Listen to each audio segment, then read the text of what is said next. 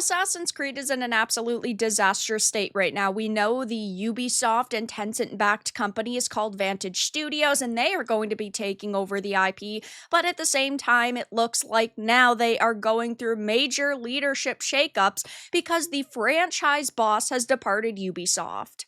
I have a few different things to show off, but before I get into the topic, if you enjoy the content I create, check out the links in the description, join the community in my live streams, and consider supporting through Patreon or YouTube memberships. Now, I think that most gamers have played an Assassin's Creed game at some point in their gaming history, and a lot of them were absolutely phenomenal. But over the past couple of years, they've taken a different approach that hasn't sat well with everybody. And of course, Assassin's Creed Shadows faced major backlash for some of the decisions they made. It was just a really mediocre game all around, Yasuke aside, though they faced some absolutely major problems when it came to the image of the franchise. And we know that Ubisoft's new Tencent-backed company is called Vantage Studios. It is supposed to take over development of Assassin's Creed, Far Cry, and Rainbow Six. And while we don't have a lot of information on really what is going to happen to the future of Assassin's Creed, it seems that they are going through some major changes, as now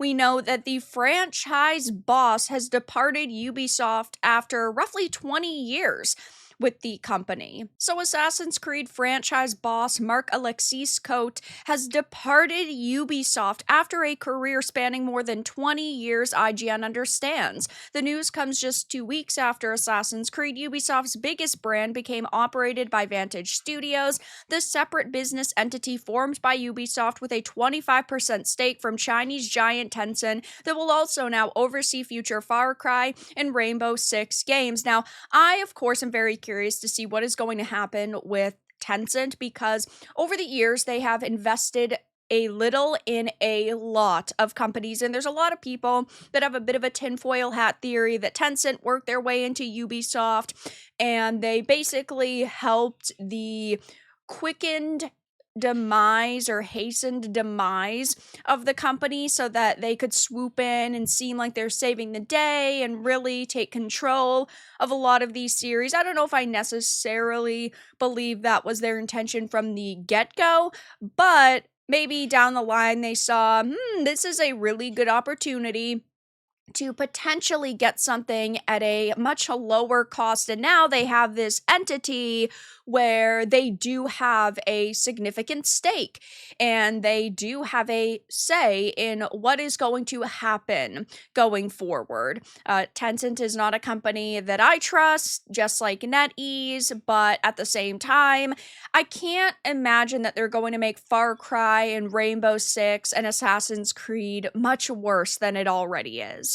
Ubisoft staff were informed of the news this afternoon via an internal email which discussed the need for Vantage Studios' leadership team to be aligned with its core goals. IGN understands that he was offered a role as part of Vantage Studios' leadership, but declined. So it seems that he does not agree with what is going on right now. He does not want to be part of this future endeavor, and maybe they didn't offer him enough money. It's not like we have those details, but at the same time, it's really, really interesting to see who is not behind this, and I think that we're going to see a lot more departures, that's for sure. In an internal note to Ubisoft staff obtained by IGN, the co-CEO Christopher Dorenz said he was disappointed by his decision and that the former leadership had his own expectations and priorities related to Vantage Studios' creation and future. Following the organizational restructuring announced in March 2025, Cote has chosen to pursue a new path elsewhere outside of Ubisoft, a spokesperson told IGN. While we are saddened to see him go, we're confident that our talented teams will carry forward the strong foundation that he helped build. But I don't know if I necessarily agree with this. Maybe they are getting rid of the people who have held back this series and held back Ubisoft in general, and people who over the years have not really been listening to gamers, but at the same time, he has been there so long and has been such such an integral part, I feel like losing someone like him does not sound all that positive. He is somebody who has been around for a very long time at this company and in the industry, and you'd think that this is the type of person that they would want to hold on to if they were trying to go back to their roots, though, since he didn't have a problem with the direction they were taking the series in and really didn't question Ubisoft, I don't think that we can really shed a tear for his departure. And he had even admitted back in September 2024 that they were going beyond what was accepted truth, which definitely didn't sound positive back then.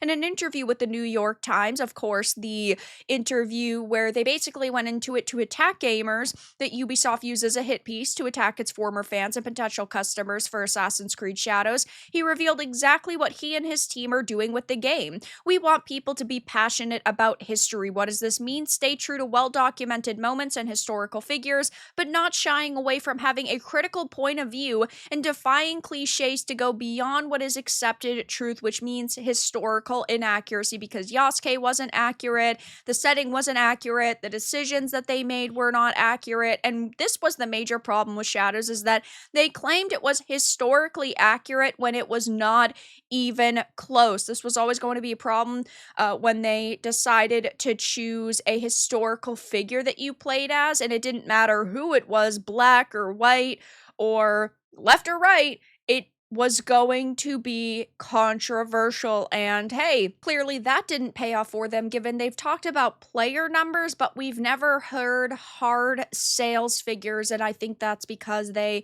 really didn't hit the heights they were expecting. We know that this game cost over 100 million euros to develop, which is definitely a hefty chunk of change, but the only real figure we've gotten over the months is 5 million players, and we know players doesn't automatically equal sales, and they've tried their best to hide the real sales figures for this game, and I still assume that it sold a couple million copies, maybe like 2 million copies. I always expected 3 to 4 million, which certainly isn't the figure that they would need in order to really make a chunk of change off this game, though every single time they admitted they hit 3 million players or 4 million players or 5 million players, gamers absolutely roasted them. Yes, but how many sales did you get? Congrats. Also, updates coming this week. How many copies sold? That's what I would like to hear.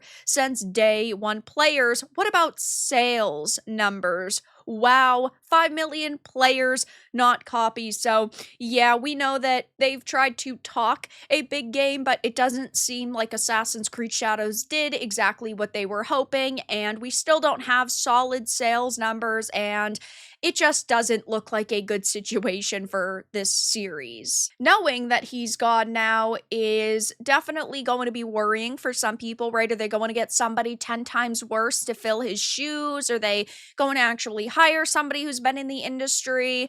I personally don't see a way that they could easily save Assassin's Creed at this point. So I think regardless of who they choose, they are in for a very long battle. And we had just heard a couple of days ago about the Civil War game apparently being canceled. I don't know if I fully believe that they actually ever greenlit this in the first place, because it seems like they didn't have a team on it, right? They didn't have a lot of details to really offer the press that they allegedly went to. It was just a handful of developers who said, oh, this was their plan going forward, but they canceled it because of the Yasuke backlash and political fear.